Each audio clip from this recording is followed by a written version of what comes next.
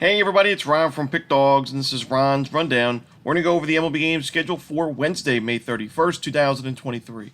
Now if you like what you see, make sure to give this video a big thumbs up and subscribe to our channel. Don't forget to put your baseball picks in the comments section below, and if you're looking for my best bets, you can find those at the Premium Picks tab at pickdawgz.com.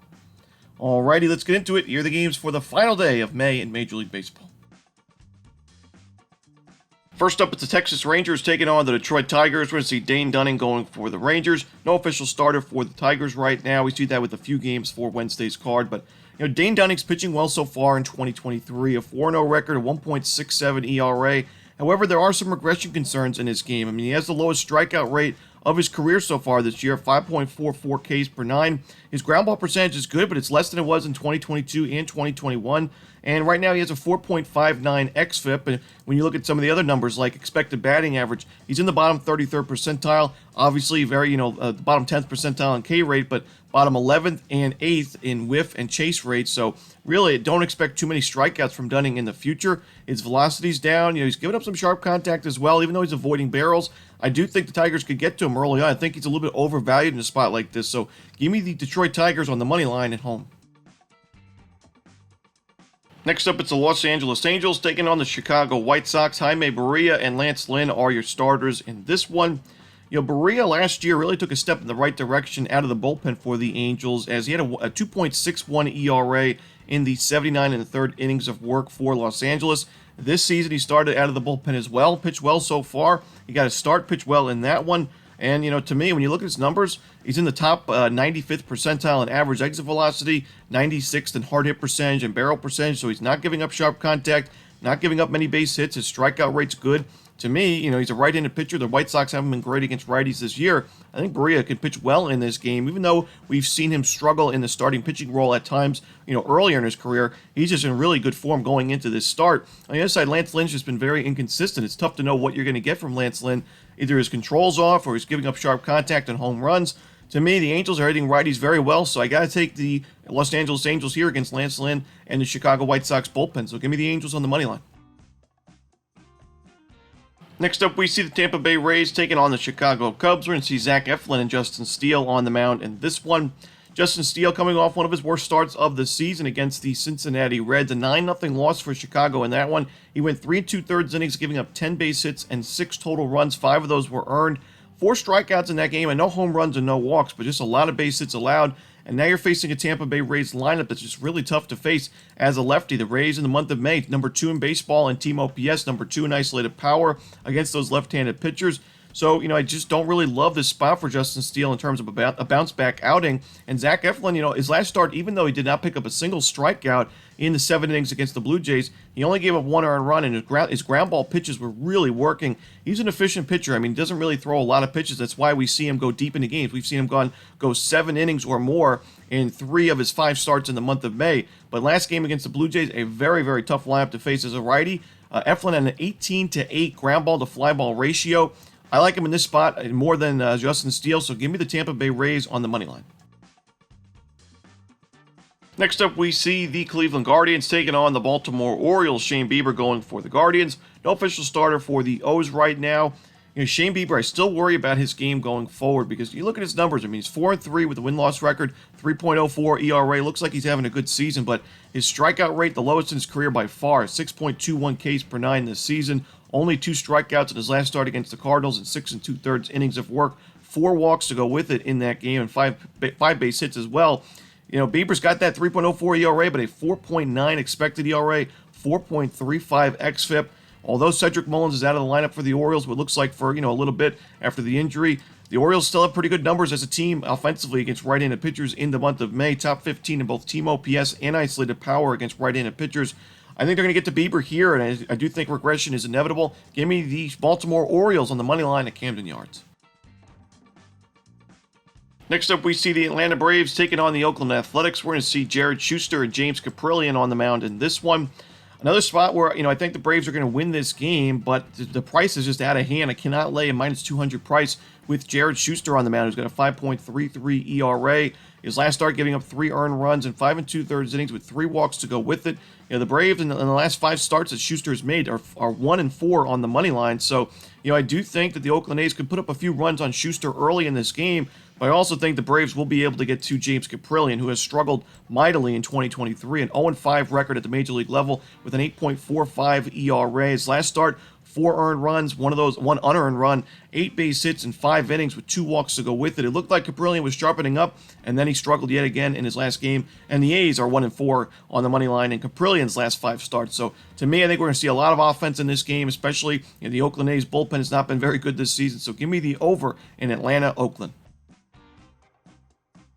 Next up, we see the Pittsburgh Pirates taking on the San Francisco Giants. Mitch Keller and Alex Wood are your starters. You got the opening line, we're getting plus 110 with the Pittsburgh Pirates on the money line. And to me, even though this has been, the month of May has basically been a disaster for the Pirates, I still think Mitch Keller is one of the better pitchers in the National League this year. He's 6-1 with that 3.01 ERA. He's got 85 strikeouts and 68 2/3 innings. The Giants are a measly 22nd in baseball in team OPS against righties in the month of May with a high strikeout rate of 24.1%, sixth highest in the league. I think Keller can pitch well in this game and give his team a chance to win it. And Alex Wood's been very inconsistent so far this year. He walked 5 more batters in his most previous start against the Brewers, which we know Milwaukee, one of the worst lineups in baseball against lefties. So a little bit concerning there, even though the bats backed him up in that game. He's had 13 walks in 25 2/3 innings, so basically a walk every other inning. Just nothing really consistent from Wood. Before that last start against Milwaukee, he had 4 earned runs and 2 homers to the Marlins. So I'm going to take the Pittsburgh Pirates. I think we're getting a really good price here with Mitch Keller, especially coming off his last start, which wasn't the best. I'm going to take the Pittsburgh Pirates on the money line. Next up, we see the Washington Nationals taking on the Los Angeles Dodgers. Patrick Corbin and Noah Syndergaard are your projected starters. Give me the over in this game, as the Dodgers are hitting lefties a lot better this month than they were in the month of April. When you look at their numbers overall this month, 3rd in team OPS, 3rd in isolated power, pretty low strikeout rate and a high walk rate at 10.2%. Patrick Corbin was facing a string of bad lineups against lefties and was pitching well in those games. But then we saw him face the Royals, who hit lefties pretty well, and they make a lot of sharp contact. And we saw Corbin give up 6 earned runs, 7 base hits, a home run, and 4 walks in that game on the road. I don't really like his chances in this one, but Noah Syndergaard, also not my favorite starting pitcher, 1-4 with a 6.27 ERA, only 33 strikeouts in 47 1/3 innings. We saw him give up 6 earned runs against the Rays in his last start. I think the Nationals could get a few runs on the board against him. So give me the over here in Washington, Los Angeles. Next up, we see the San Diego Padres taking on the Miami Marlins. We're going to see Blake Snell and Braxton Garrett on the mound in this one.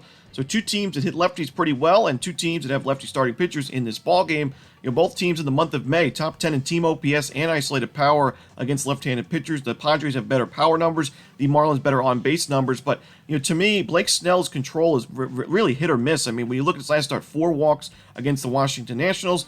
Before that, he gave up 2 home runs and 6 earned to the Red Sox. So overall, I do think Snell is better than that 5.04 ERA. But with his control being so, inconsistent, it's tough to have a lot of faith in him, especially on the road. And Braxton Garrett, you take away that one bad start against the Braves where he may have been tipping his pitches, may or may not. He went 4 1/3, gave 14 base hits, 11 earned runs. Usually when you see those crooked numbers, 4 home runs to go with it, you're usually tipping your pitches. But since then, he's been very good. You take that start away, he's got a sub-3 ERA this season. I think he pitches well enough. The Padres, like I said, good numbers against lefties. But I think that the Marlins, they can go toe-to-toe with San Diego offensively. I think Braxton Garrett's a better option on the mound. So give me the Miami Marlins at home on the money line. Next up, we see the Milwaukee Brewers taking on the Toronto Blue Jays. We're going to see Julio Teheran and Alek Manoah on the mound in this one. To be honest, I didn't even know Julio Teheran was still in the league, but he's a 2-time All-Star. He's trying to make a comeback here in the Major League level. He pitched very well in his first start, in this season, the regular season, 5 innings, 1 earned run, 5 strikeouts against San Francisco. But I still really can't trust him in this game at Toronto against a very, very good Blue Jays lineup against right-handed pitchers in the month of May. You look at Toronto, they are top 3 in team OPS against righties this month. Pretty low strikeout rate of 20.8%. So I do think that Teheran struggles in this ballgame, but I also cannot trust Alek Manoah in this game. He has struggled mightily at Rogers Center this year, and even his last start on the road against the Rays, he went 3 innings, 5 runs, 4 of those were earned, 5 walks to go with it. So when you look at his numbers this season at home, a 7.23 ERA, a ton of walks, 21 walks in 23 2/3 innings of work. I'm going to take the over in this game between Milwaukee and Toronto. We see a pretty steep total for good reason. Next up, we see the Cincinnati Reds taking on the Boston Red Sox. We're going to see Luke Weaver and James Paxton on the mound in this one. The Reds taking the Reds when they're facing a left-handed starting pitcher has been a pretty profitable venture this year, and James Paxton, a 5.14 ERA, has not really been in the best of form as of late. His last start, 3 innings, 5 earned runs, and 2 homers against the Los Angeles Angels. The Red Sox are 1-2 on the money line in the first 3 starts for Paxton this year. And Luke Weaver, he's coming off his best start of the season, one of his best starts of the year against the Cardinals. 6 1/3 innings, no earned runs, 6 strikeouts. Even though the Reds didn't back him up offensively, it is still a positive sign to see for Weaver, who's got pretty good strikeout stuff. The big problem for him was giving up the long ball, giving up a lot of sharp contact, but in his last 3 games against the Marlins, Yankees, and Cardinals, only 1 home run allowed in those 3 combined, and only 2 walks allowed in those 3 starts as well. So, we're starting to see some, positive, some improvements here from Luke Weaver. And the Red Sox numbers, they're starting to dip a little bit against right-handed pitchers. The strikeout rate's going up a little bit, now to 22.5% in the month of May. Their OPS numbers are right around league average, and their isolated power numbers a little bit below league average. So, give me the Cincinnati Reds here, plus the 1.5 runs with a sprinkle on the money line in this one. Next up, we see the Philadelphia Phillies taking on the New York Mets. Aaron Nola and Carlos Carrasco are your starters. I do think Aaron Nola is a slightly better option here on the mound for Philadelphia. I'm going to take the Phillies on the money line. Nola has struggled this season. There's no doubt about it. But both starting pitchers have not had good starts to the year. Nola is starting to pick up his strikeouts, though, and that's a good sign to see. His last 13 innings of work, 17 strikeouts against the Cubs and the Braves. And last year, Nola, although he wasn't great in the win-loss record against the Mets, he still pitched pretty well against New York in 29 1/3 innings of work, a sub-4 ERA, 38 strikeouts, pretty low opponent's batting average. While Carrasco, he struggled against Philadelphia in the lone start he had against them. 5 2/3 innings, 6 base hits, 5 earned runs, so a 7.94 ERA. I'm going to take the Philadelphia Phillies here on the money line on the road. Next up, we see the Minnesota Twins taking on the Houston Astros. We're going to see Hunter Brown and Louis Varland on the mound in this one. I've mentioned that the Minnesota Twins seem like a very power and home run dependent lineup against right-handed pitchers, especially as their OPS numbers aren't the best, but their isolated power numbers against right-handed pitchers, some of the best in baseball in the month of May. And when you look at Hunter Brown, I do think he is susceptible to giving up that home run ball. He's in the bottom 37th percentile in barrel percentage, bottom 18th percentile in average exit velocity, and bottom 17th in hard hit percentage. So he is giving up sharp contact. He's giving up those barrels. I do think the Twins can hit a few long balls against them in this game, and that could be enough for a win, as the Houston Astros have not been great against right-handed pitchers this season and in the month of May as well. Jose Altuve's back in the lineup, so that certainly helps their chances. But I still think Louis Varland's a solid starting pitcher. 4.24 ERA, not too shabby. His strikeout numbers are good, 34 Ks in 34 innings. I think he's good enough here for the Twins to grab a W. I'm going to take the Minnesota Twins here on the money line on the road, getting a really good price. Next up, we see the Colorado Rockies taking on the Arizona Diamondbacks. We're going to see Connor Seabold going for Colorado. No official starter for Arizona. Just a lean here to the Diamondbacks on the money line, as Seabold has struggled this year, 5.94 ERA. He's given up at least 3 earned runs in 4 of his last 5 starts. And, normally that would be a quality start for pitchers that go 6 innings or more, but he only goes around 4 or 5 innings at the most, so really not doing too well for Colorado. His walks are up. Strikeout numbers aren't the best, and he's given up some sharp contact this year. Arizona's hit the ball very well against right-handed pitchers, so give me the Arizona Diamondbacks in a lean right now with not a lot of information on the money line. And then our final game for Wednesday's card in Major League Baseball, it's the New York Yankees and the Seattle Mariners. Clark Schmidt and George Kirby are your starting pitchers. And then you look at Clark Schmidt, you look at that ERA of 5.58. I still think he's a lot better than that ERA. His strikeout numbers are great this year, 58 Ks in 50 innings.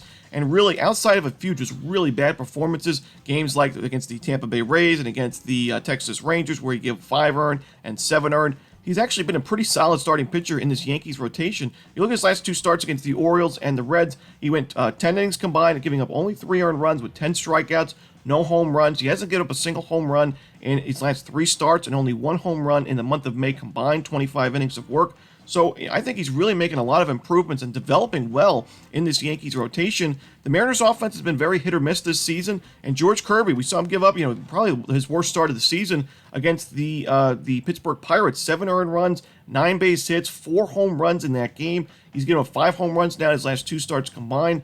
I'm going to take the New York Yankees, a very, very good lineup, a starting pitcher that I think we have some value with, and a solid bullpen to go with it. So give me the New York Yankees on the money line to end the night. And that's it. Those are the games for Wednesday in baseball. Hope you enjoyed this video. If you did, don't forget to hit that like button and subscribe. And don't forget to put your baseball picks in the comments section below. Again, if you're looking for my best bets, you can find those at Pick Dawgz Premium. As always, this is Ron Romanelli. Good luck.